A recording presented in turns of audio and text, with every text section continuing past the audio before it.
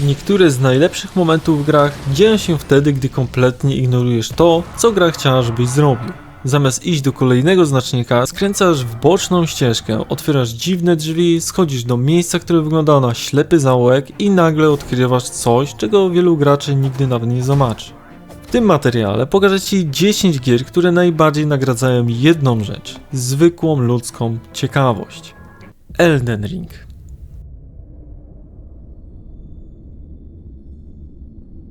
And one other, whom grace would again bless, a tarnished of no renown. Ta gra bardzo szybko uczy Cię jednej rzeczy. Jeśli coś przyciąga Twój wzrok, warto tam pójść. Wyruszasz do ziem pomiędzy, żeby odnaleźć fragment Elden Ring i zostać nowym władcą Elden. Fabuła jest celowo tajemnicza, a gra rzadko daje Ci jasne odpowiedzi. Już po wyjściu z pierwszej lokacji widzisz ogromny świat i praktycznie nic nie zmusza Cię do trzymania się głównej ścieżki. W oddali dostrzegasz zamek. Po drodze mijasz małą jaskinię, myślisz, że zajrzysz tam tylko na chwilę. A po pół godzinie walczysz z opcjonalnym bossem, zdobywasz nowe zaklęcie i odkrywasz przejście do miejsca, którego w ogóle nie było na mapie. I takich momentów jest mnóstwo. Czasami za niepozornym wodospadem kryje się cała lokacja. Innym razem zwykła studnia prowadzi do gigantycznego podziemia świata, który wygląda jak osobna gra. Elden Ring nie nagradza Cię za wykonywanie zadań. Największe nagrody dostają gracze, którzy po prostu lubią sprawdzać, co jest za kolejnym zakrętem.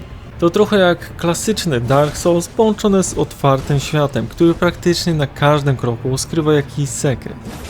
Samo ukończenie fabuły zajmuje około 60 godzin, ale osoby, które naprawdę eksplorują świat, bez problemu spędzą tu ponad 150 godzin. No a co do plusów, fenomenalna eksploracja, ogromna liczba sekretów i ukrytych lokacji, świat zachęca do schodzenia z głównej ścieżki. Minusy: bardzo wysoki poziom trudności, łatwo przegapić ważną zawartość, no i gra niewiele tłumaczy. Jeżeli uwielbiasz gry, w których najlepsze odkrycie znajdujesz zupełnie przypadkiem, Elden Ring jest niemal definicją takiej przygody. No a teraz przenosimy się pod ziemię, gdzie każda nowa ścieżka może zaprowadzić cię do miejsca, którego istnienia nawet się nie spodziewałeś. Hollow Knight.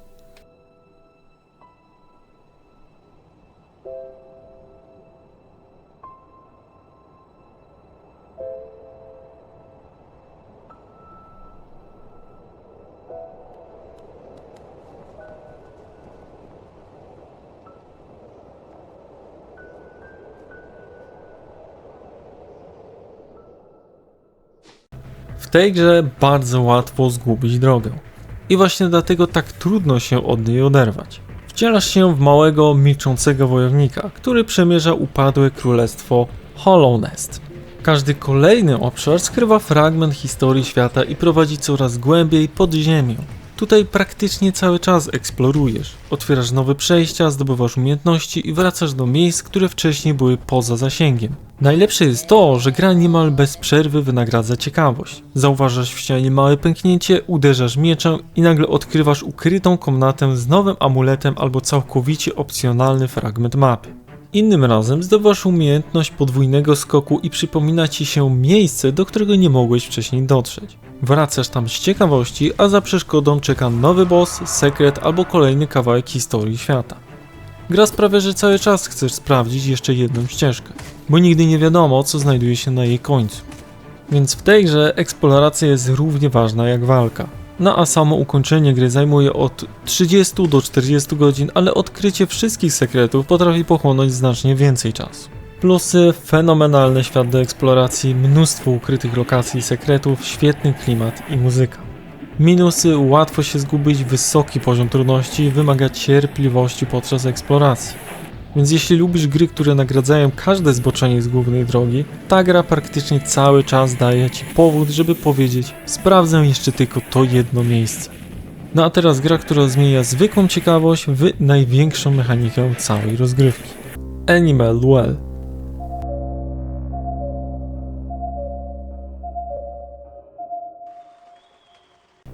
Ta gra od samego początku mówi bardzo niewiele. I to właśnie działa na jej korzyść. Budzisz się jako mała tajemnicza kulka w ogromnym labiryncie pełnym zwierząt, zagadek i dziwnych mechanizmów. Nie ma długiego tutoriala, nie ma listy zadań, po prostu ruszasz przed siebie i zaczynasz odkrywać świat na własnych zasadach. Po drodze zdobywasz coraz bardziej nietypowe przedmioty, bańki mydlane, jojo, frisbee czy bączek. Na pierwszy rzut oka wyglądają jak zwykłe gadżety. Dopiero po czasie odkrywasz, że każdy z nich ma znacznie więcej zastosowań niż początkowo się wydaje. Zauważasz podejrzanie wyglądającą ścianę, wracasz tam kilka godzin później z nowym przedmiotem i nagle otwiera się przejście do miejsca, którego istnienia nawet nie podejrzewałeś. Co najlepsze, wiele największych sekretów nie jest potrzebnych do ukończenia gry. Są tam wyłącznie dla graczy, którzy lubią eksperymentować, sprawdzać i zadawać sobie pytanie, a co stanie się, jeśli użyję tego właśnie tutaj. Zdradzając, to trochę jak w Fez i Tunic, ale z jeszcze większym naciskiem na odkrywanie sekretów ukrytych dosłownie wszędzie. Samo ukończenie gry zajmuje od 6 do 8 godzin, ale odkrycie wszystkich tajemnic potrafi zająć wielokrotnie więcej. Plusy: genialnie ukryte sekrety, pomysłowe wykorzystywanie przedmiotów, ogromna satysfakcja z własnych odkryć. Minusy: gra praktycznie niczego nie tłumaczy, łatwo utknąć bez podpowiedzi i nie każdy polubi tak otwartą strukturę. Jeżeli największą frajdą sprawia Ci odkrywanie rzeczy, których większość graczy nawet nie zauważy, ta gra jest grą stworzoną właśnie pod takie podejście. No a teraz czas na produkcję, która ukrywa swoje największe sekrety dosłownie na oczach gracza. Tunic.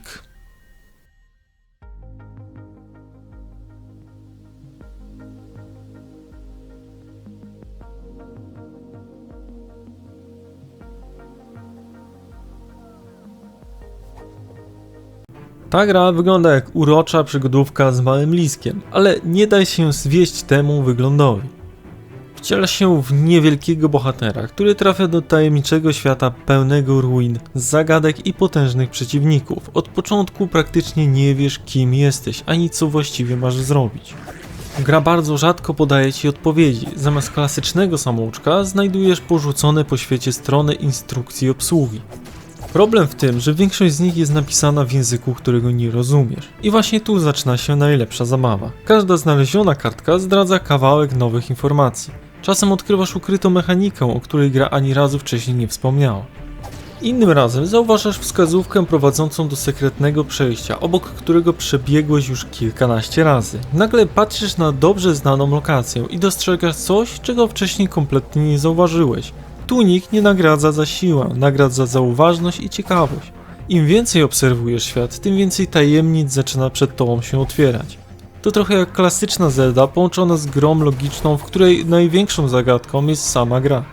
Przejście fabuły zajmuje około 12 do 15 godzin, ale odkrycie wszystkich sekretów potrafi zająć znacznie więcej.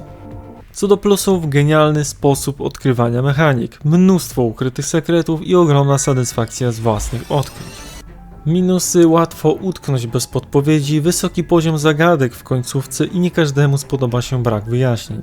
Więc jeśli uwielbiasz gry, które każą Ci obserwować każdy szczegół i samemu składać wszystko w całość, Tunic będzie prawdziwą gratką. A teraz gra, która udowodniła, że czasem największa tajemnica może być ukryta w czymś, na co patrzysz przez cały czas. Fez.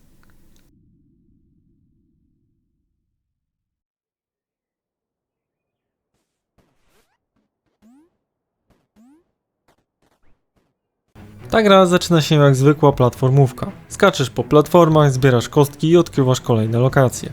No nic, co zapowiadałoby to, co czeka Cię później.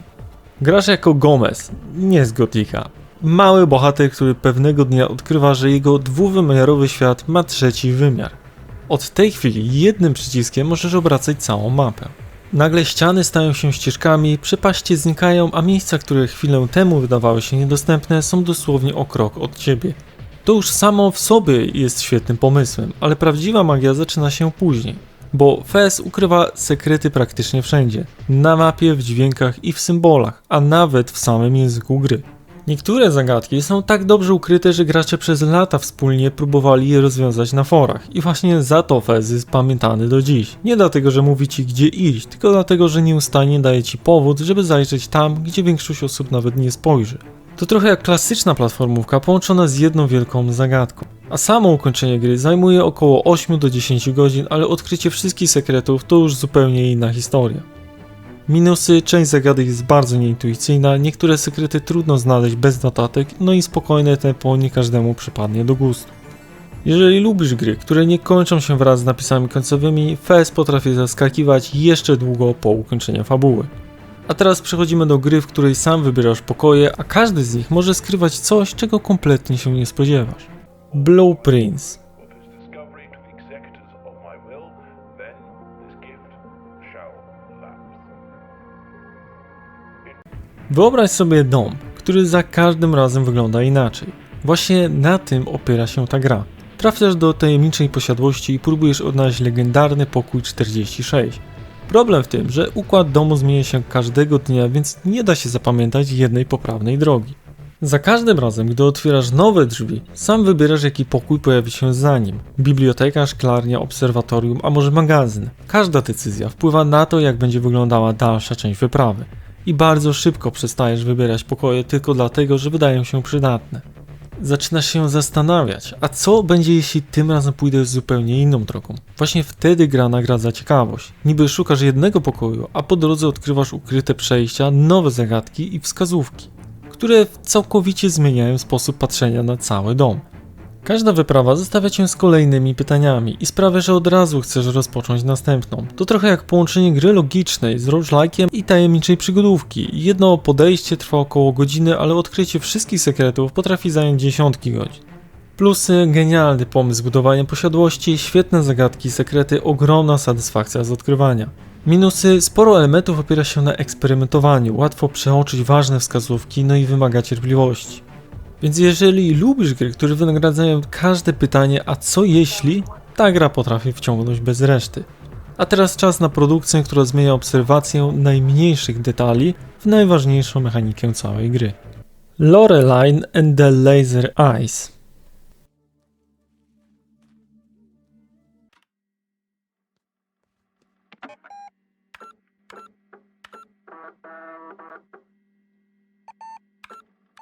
Ta gra od początku daje ci do zrozumienia, że nic nie będzie tutaj oczywiste.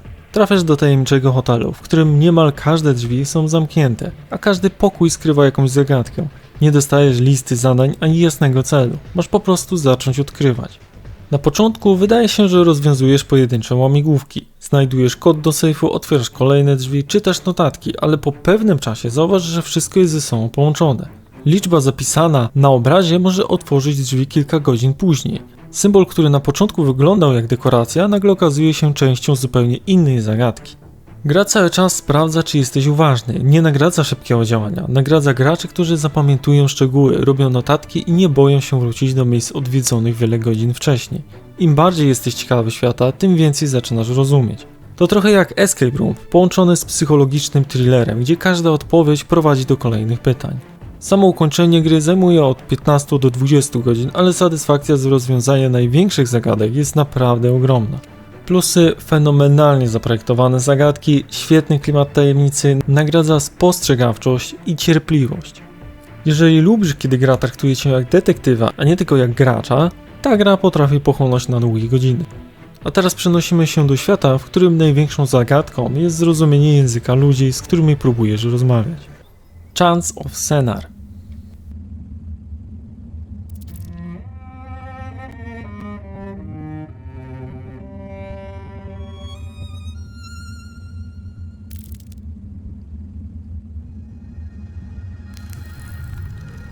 Wyobraź sobie, że trafiasz do miejsca, w którym nikt nie mówi w języku, który rozumiesz. Nie dostajesz tłumacza, nie ma napisów po polsku, ani po żadnym innym znanym języku. Wszyscy rozmawiają za pomocą dziwnych symboli. Twoim zadaniem jest wspiąć się na ogromną wieżę i odkryć, dlaczego żyjące tam ludy od dawna przestały się ze sobą porozumiewać. Nie walczysz, nie zdobywasz żadnego lepszego ekwipunku, cała rozgrywka polega na obserwowaniu świata i wyciąganiu wniosków. Widzisz, jak ktoś pokazuje na wodę, zapamiętujesz symbol, chwilę później ten sam znak pojawia się przy studni, powoli zaczynasz łączyć fakty. Każde nowe słowo rozszyfrowujesz sam, analizując zachowania postaci, otoczenie i kontekst rozmów. I właśnie wtedy gra daje największą satysfakcję.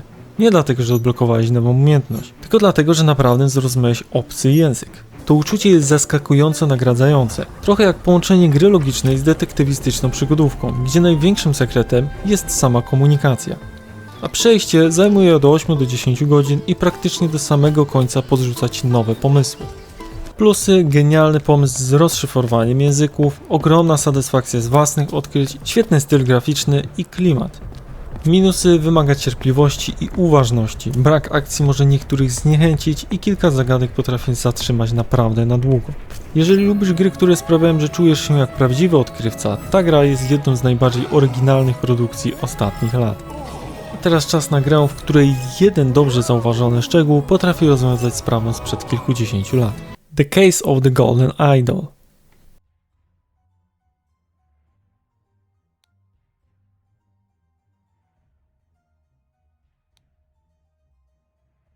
Większość gier detektywistycznych prowadzi cię za rękę. Tutaj jest dokładnie odwrotnie. Dostajesz nieruchomą scenę przedstawiającą zbrodnię. Kilka postaci, kilka przedmiotów i ani jednego wyjaśnienia. Twoim zadaniem jest ustalić, co właśnie się wydarzyło. Klikasz przedmioty, przeglądasz dokumenty, podsłuchujesz rozmowy i powoli zbierasz pojedyncze informacje. Ale gra nigdy nie powie ci, które z nich są najważniejsze. Sam musisz połączyć wszystkie elementy. Kto zginął, kto kłamał, kto był świadkiem, a na końcu własnymi słowami uzupełniasz brakujące fragmenty wydarzeń. Najlepsze jest to, że praktycznie każda odpowiedź wynika z obserwacji, nie zgadujesz, naprawdę rozwiązujesz sprawę. Czasami jeden niepozorny pierścionek albo nazwisko zapisane na kartce sprawia, że nagle cały obraz zaczyna mieć sens. I właśnie za takie momenty ta gra jest uwielbiana. To trochę jak klasyczna przygodówka połączona z pracą śledczego, gdzie największą nagrodą jest moment, w którym wszystko układa się w logiczną całość. Przejście podstawowej kampanii zajmuje od około 10 do 12 godzin, a każda kolejna sprawa jest bardziej złożona od poprzedniej. Plusy: świetnie zaprojektowane zagadki detektywistyczne, ogromna satysfakcja z samodzielnego dochodzenia do prawdy, każda sprawa opowiada ciekawą historię. Minusy: wymaga skupienia i cierpliwości, łatwo utknąć na jednej zagadce i praktycznie brak podpowiedzi.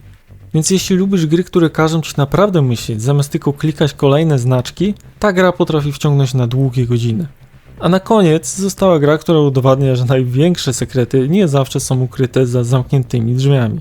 Czasem kryją się w samej mechanice gry. Cocoon.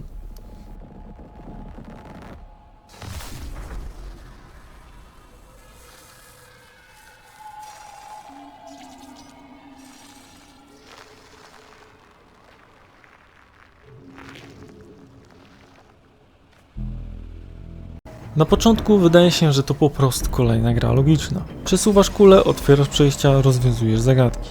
Ale bardzo szybko okazuje się, że każda z tych kul jest całym światem. Wcielasz się w niewielkie stworzenie przemierzające tajemnicze, obce krainy. Nie ma dialogów ani klasycznej fabuły. Historię poznajesz wyłącznie przez otoczenie i to, co sam odkryjesz. Najważniejszą mechaniką są właśnie kule. Możesz je podnosić, przenosić i wskakiwać do ich wnętrza. A kiedy jesteś już w środku, okazuje się, że w tym świecie znajduje się kolejna kula prowadząca do następnego świata. I nagle zaczynasz przeskakiwać między rzeczywistościami, żeby rozwiązać jedną zagadkę. Przedmiot znaleziony w jednym świecie wykorzystujesz w drugim. Potem wracasz z nim do pierwszego, a po chwili orientujesz się, że rozwiązanie było cały czas przed twoimi oczami. Gra praktycznie niczego nie tłumaczy, po prostu daje ci mechanikę i ufa, że sam odkryjesz wszystkie możliwości. I właśnie dlatego każde rozwiązanie daje tak dużą satysfakcję. To nie dlatego, że było trudne, tylko dlatego, że sam na nie wpadłeś. To trochę jak połączenie Inside the Taos Principle, ale zamiast rozbudowanej fabuły dostajesz serię genialnie zaprojektowanych zagadek. Całość można ukończyć w około 6 do 8 godzin, a przez cały ten czas gra regularnie zaskakuje nowymi pomysłami. Plusy: kapitalny pomysł ze światem wewnątrz światów, świetnie zaprojektowane zagadki i ogromna satysfakcja z odkrywania mechanik. Minusy: krótki czas gry, brak wskazówek może czasem zatrzymać gracza, osoby szukające fabuły mogą czuć niedosyt. Więc jeśli lubisz gry, które nagradzają ciekawość bardziej niż wykonywanie listy zadań, ta gra jest idealnym zakończeniem tego zestawienia. Bo wszystkie te gry udowadniają mi jedną rzecz. Czasami największą nagrodą nie jest nowa broń, poziom czy osiągnięcie, największą nagrodą jest po prostu odkrycie czegoś, czego większość graczy nigdy nie zobaczy. No i właśnie za to tak wiele osób pamięta te gry latami. Nie dlatego, że miały największe mapy, nie dlatego, że miały najlepszą grafikę, tylko dlatego, że pozwalały ci samemu coś odkryć. I nie prowadziły cię od punktu do punktu, nie mówiły gdzie iść, po prostu zostawiały przed tobą świat i nagradzały każdą odrobinę ciekawości. Czasami wystarczyło skręcić w boczną ścieżkę, sprawdzić podejrzane drzwi albo wrócić do miejsca, które wcześniej wydawało się kompletnie nieistotne i właśnie tam czekały najlepsze momenty całej gry. A teraz jestem ciekaw Twojej odpowiedzi, jaka gra najbardziej wynagrodziła Twoją ciekawość. Może znalazłeś ukrytą lokację, opcjonalnego bossa albo cały fragment gry, o którym wielu graczy nawet nie wiedziało. Koniecznie napisz o tym w komentarzu. A jeśli materiał Ci się spodobał, zostaw łapę, suba, arigato za oglądanie i do zobaczenia w następnym filmie.